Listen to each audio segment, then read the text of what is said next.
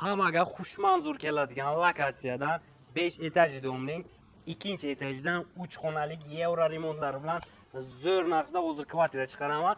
Obzorni ichkaridan davom etiraman. Korolevskiy uyni, ya'ni ikkinchi etajda joylashgan uyni obzorini ko'rsataman qadrdonlar.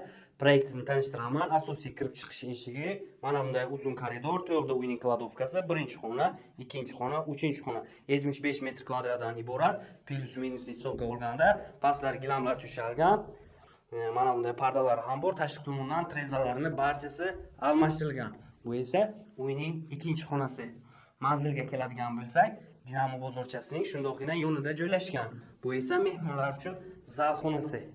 Konditsionerlari ham bor, mo'ysha aboylar qilingan. Siz izlab yurgan etajdan qadrdonlar. Mana shunday ikkinchi etajdan uy izlab yurayotgan do'stlaringizga jo'nating. Pastdan tepasigacha kafel qilingan. Uy kirib yashashga tayyor holatda. Bu esa uyning yuvinish xonasi.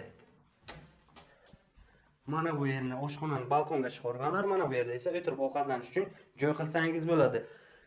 To'liq ma'lumot olmoqchi bo'lsangiz, pastda telefon nomer qoldiramiz. Aloqaga chiqib, uyni baraka qilish imkoniyatiga egasiz.